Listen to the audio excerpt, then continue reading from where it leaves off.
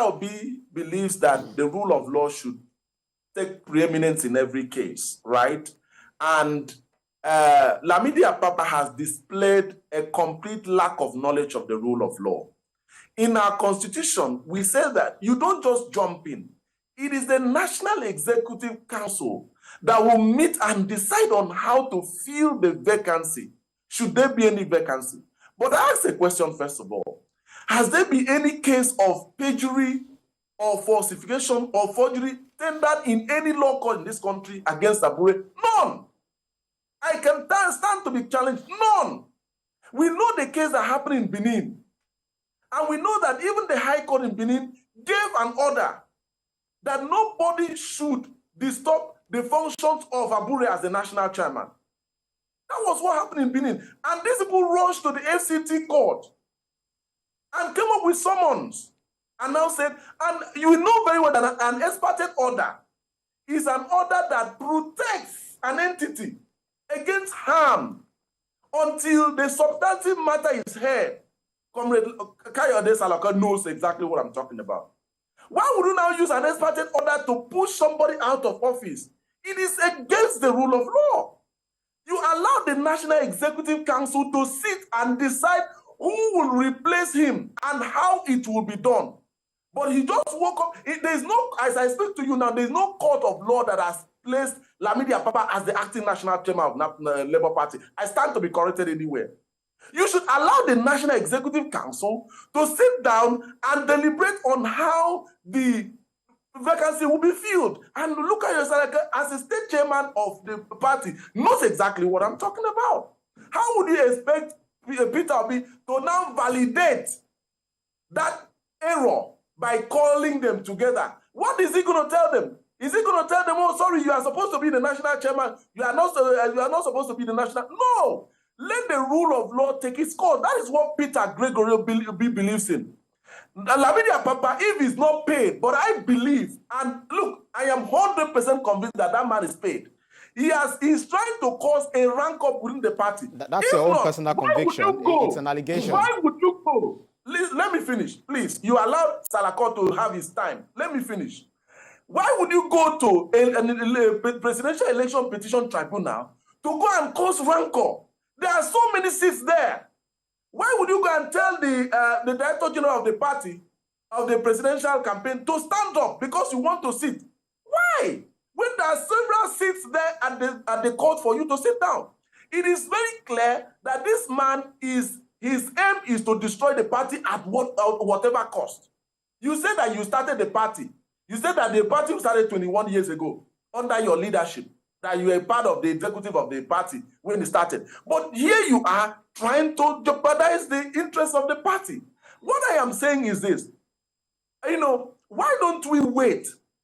Why don't we wait until the presidential issue has been determined in the court of law? And then we can iron out all these issues. We can look at what the court order says. We can look at how we can bring ourselves together as a party. But you are going around from here to here, trying to disrupt the party. At the last National Executive Council meeting, all the state chairmen of the Labour Party were present at the Taco House.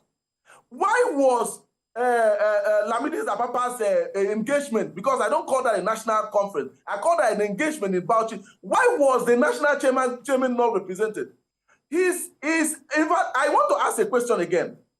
The Lamidi Apapa, Arabambi, they were not clearly seen playing anti-party in the last election. Arabambi, the so-called national acting or factional or whatever they call, which is not a faction because we don't have a faction of the Labour Party, was he lifting the hands of the Ogun State governor? Is that not an anti-party activity? Is that not the same thing that Wike is doing in the PDP that Arabambi is bringing to Labour Party? These are the people that are causing problem in the party. The party is united. I can tell you that Labour Party is united under Julius Abure.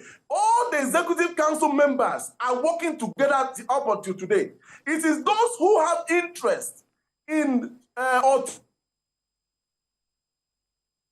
motives that are working with the enemies to bring down the party. And you don't expect our presidential candidate, who believes in the rule of law to now go and validate somebody who has clearly abused the rule of law. Let us follow the right procedure, and the procedures are well stated in Article 13 of the Constitution, which says that the National Executive Council shall decide on what happens should there be any vacancy. As far as I'm concerned, nobody has accused nobody has tendered any case before any of the courts in Nigeria against Abure in case of perjury, in case of forgery, or anything. So until the substantive matter is determined, I would say that let us respect the rule of law in Benin that has the jurisdiction. Because the court in Benin has a jurisdiction. Look at your they understand the law. That if something happened in a particular place, it is the court of law in that place that has the jurisdiction. What we are talking about today happened in Benin. And the High Court in Benin has already stated clearly that Abure should not be disturbed. He should continue his function until the substantive matter is heard. And that is what we are appealing now. So until that is done, Abure remains the chairman, and every other person is walking around Peter Obi to reclaim this mandate. When you talk about Mimiko, all the other governors that came out from Labour Party, honestly speaking, it is only a blind man on top of a galloping horse that will not know that Labour Party has achieved a lot under Abure's leadership. And I know that we are going to achieve a lot going forward by reclaiming a mandate in Enugu State, in Lagos State, and at the Presidential Election Tribunal. So whoever is not happy with the party, because honestly, I'm surprised that Olukayo Sarako came into the party. I believed him as a leader of the party in Lagos State. You don't walk into a party when you don't feel comfortable, you just walk out. That is a caterpillar style. Somebody who believes, a true Democrat, comes into a place, if there are rancors, you look at ways you can contribute to ensure that you settle the rancor. Not that you run in, and when your interest was not met, you run out. That is not a leader. And I'm surprised that Olukayo Sarako, that I believed in. He knows how much I believed in him. But I'm surprised that he left the party because he felt that his personal interest is not secure. What do you mean by your personal interest? You in that party, and we said that as a sitting chairman, you cannot run the office of the run for a House of Representative election. That you should step aside because there is going to be conflict of interest, which you and I know. Step aside, focus on your election because we are also interested in you winning. So you can get more for us.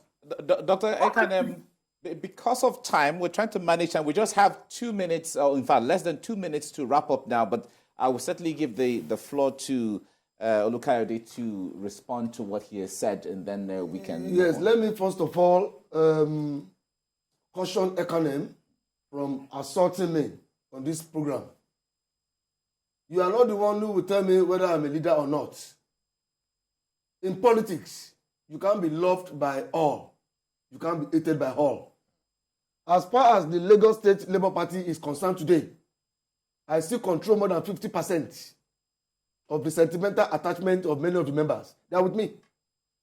And they know that I didn't leave just because I am an irresponsible leader. But I left because the obedient asked me to go. The obedient never trusted me. The same way Ekanem has been calling some people names now, it's the same way they were calling me names. Calling me Tinubu's mole. One of the cultures of operation in Labour Party is name calling. Any little thing, they either say it is Tinubu that has paid you to come and destroy their party, or you are an APC mole, or you are bipolar, or you are a thief, or you have been paid somewhere to come and any little thing in the party. Alhaji Lamidi Apapa might not have been paid. The man might feel it is his right to run the affairs of the party around this time.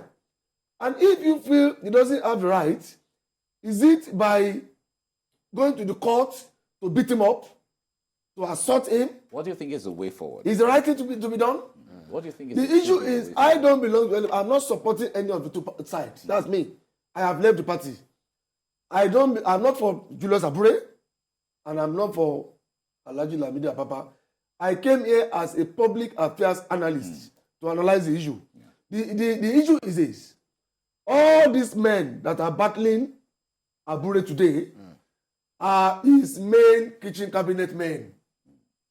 Alhaji Apapa, Arabambi, Akingbade, all of them. They were Julius Abure's kitchen cabinet men. Main men. Julius Abure should look for a way of pacifying them. And instead of calling their bluff to say, what can they do? Where should they go? They know his secret. These are men who know his secret. Right. It is people who know your secret that will always come out to use your secret to fight you. All right. Julius Abure should allow wisdom, the place of wisdom, to come to play, to prevail. All right. That's a good place to leave it now. Olukayode Salako, former chairman of the Labour Party in Lagos State. Thank you so much for coming on the Labour Party betrayed me. I didn't betray Labour Party. Okay. I left because I couldn't cope with the culture of operation of that party.